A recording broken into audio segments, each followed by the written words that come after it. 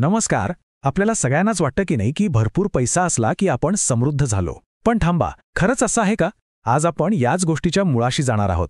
संपत्ती आणि समृद्धी म्हणजे फक्त बँक बॅलन्स नाही, तर त्या पलीकडे बरंच काही आहे. चला तर मग हा प्रवास सुरू करूया.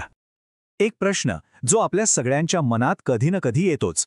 समृद्धीसाठी, श्रीमंत होण्यासाठी खरंच असं काही जादूचं बटण आहे का? याचं उत्तर आपण आज शोधणार आहोत. आणि विश्वास ठेवा, या प्रवासात आपल्याला काही अशा गोष्टी कळतील ज्या समृद्धीकडे बघण्याचा आपला दृष्टिकोनच बदलून टाकतील. चला तर सुरुवात करूया आपल्या सगळ्यांच्या लाडक्या सणापासून, दिवाळी.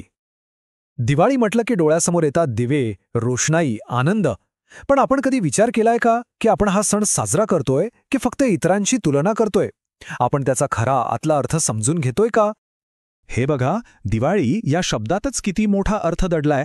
आपण याला दोन प्रकारे बघू शकतो. एक म्हणजे मिळाली म्हणजे मला काय मिळालं ह्यावर लक्ष, आणि दुसरा अर्थ आहे दियाली म्हणजे मी काय दिलं. इथेच तर खरी गंमत आहे. जेव्हा आपलं लक्ष देण्यावर जातं तेव्हा त्या सणाचा खरा आनंद मिळतो. खरी समृद्धी ही देण्यातच आहे, फक्त घेण्यात नाही. आणि याच मिळालंच्या विचारात आपलं मन अडकतं. त्याला तोलू मन म्हणतात, म्हणजे सतत तुलना करणारं मन. अरे, मागच्या वर्षी दिवाळी जास्त चांगली होती, किंवा शेजाऱ्यांनी आपल्यापेक्षा जास्त मोठा कंदील लावलाय. या तुलनेच्या चक्रात आपण वर्तमानातला आत्ताचा आनंद जगायचंच विसरून जातो, नाही का? खरं तर दिवाळीचा खरा उद्देश बाहेर दिवे लावणं नाही, तर आपल्या आतला अंधार दूर करणं आहे. आपल्या आत अयोध्या निर्माण करणं आहे. आता अयोध्या म्हणजे काय? अयोध्या म्हणजे जिथे युद्ध नाही, संघर्ष नाही. ज्या क्षणी आपल्या मनातला हा संघर्ष संपतो, तीच खरी दिवाळी. बरं, आता एका खूप महत्त्वाच्या मुद्द्याकडे येऊया. संपत्ती आणि शहाणपण, म्हणजेच लक्ष्मी आणि सरस्वती ह्यांचं नातं काय आहे? आणि हे नातं समजून घेणं खऱ्या समृद्धीसाठी इतकं गरजेचं का आहे? चला पाहूया. एक छोटीशी पण खूप मोलाची गोष्ट आहे का. एक माणूस होता, त्याला खूप श्रीमंत व्हायचं होतं. त्याने काय केलं तर संपत्तीची देवी लक्ष्मीची खूप मनोभावे पूजा सुरू केली. दिवस रात्र आराधना केली, पण लक्ष्मी काही प्रसन्न होईना. तो बिचारा खूप निराश झाला. शेवटी त्यानं लक्ष्मीची पूजा सोडून दिली आणि ज्ञानाची देवी सरस्वतीची उपासना सुरू केली. आणि मग काय? हळूहळू त्याला ज्ञान मिळू लागलं, त्याची समज वाढू लागली, आणि सर्वात महत्त्वाचं म्हणजे त्याला एक वेगळंच समाधान जाणवू लागलं. आणि खरी गंमत तर पुढेच आहे. ज्या क्षणी त्याला ते समाधान मिळालं, त्याच क्षणी देवी लक्ष्मी त्याच्यासमोर प्रकट झाली. आणि काय म्हणाली माहितीये? मी तुझ्या भक्तीवर खूप आधीच प्रसन्न झाले होते, आणि म्हणूनच मी मुद्दाम तुझ्यासमोर आले नाही. आश्चर्य वाटलं ना? पण यामागचं कारण खूप खोल आहे. लक्ष्मीदेवी म्हणाली, जर मी तेव्हाच आले असते तर तू फक्त पैशाच्या, भौतिक सुखाच्या जाळ्यात अडकला असतास.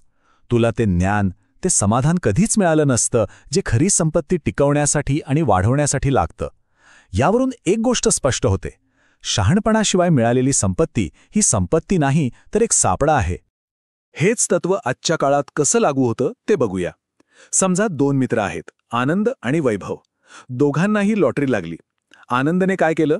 बाईक्स, पार्ट्या, कपडे, सगळीकडे पैसे उधळले. वर्षाच्या आत तो होता तसाच पुन्हा गरीब झाला. पण वैभवने काय केलं? त्याने आधी पैसे गुंतवायचे कसे याचं शिक्षण घेतलं. म्हणजे एक प्रकारे त्याने आधी सरस्वतीची पूजा केली, आणि मग त्या ज्ञानाच्या आधारावर त्याने त्याच पैशातून एक मोठी संपत्ती उभी केली. फरक स्पष्ट आहे, नाही का? तर मग लक्ष्मीचा खरा आशीर्वाद काय? बँकेतले आकडे नाही. खरा आशीर्वाद आहे निश्चिंतता, म्हणजे पैशाची चिंता नसणं.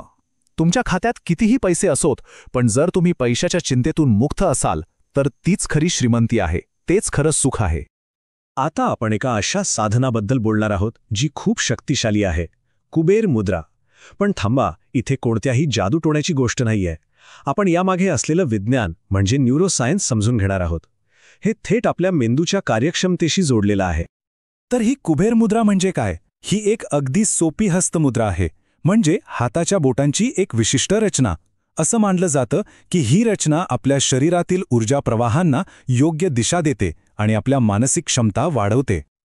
आणि ही करायलाही खूप सोपी आहे. बघा, फक्त आरामात बसा, पाठीचा कणा सरळ ठेवा. आता तुमच्या अंगठ्याचं टोक, तर्जनीचं म्हणजे पहिलं बोट आणि मधलं बोट, या तिघांची टोकं एकत्र जोडा. उरलेली दोन बोटं तळहाताच्या दिशेने दुमडून घ्या. बस एवढंच करायचं आहे.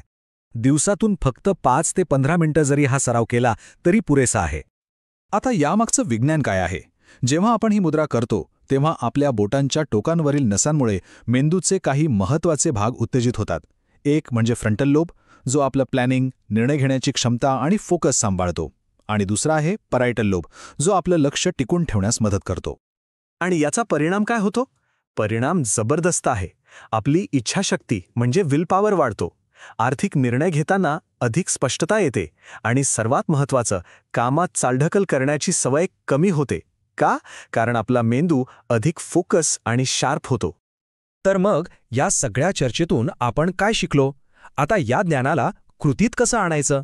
चला, आपल्या आतली खरी समृद्धी घडवण्यासाठी एक छोटीशी रूपरेषा तयार करूया. आजचा सगळ्यात मोठा आणि महत्त्वाचा विचार हा आहे की खरी संपत्ती म्हणजे बँक खात्यातला आकडा नाही, ती एक आतली अवस्था आहे. मनाची शांती, समाधान आणि आपल्या आत दडलेल्या प्रचंड क्षमतेची जाणीव होणं हीच खरी संपत्ती आहे. तर आपल्या समृद्धीच्या प्रवासात ही 3 साधनं नेहमी सोबत ठेवा.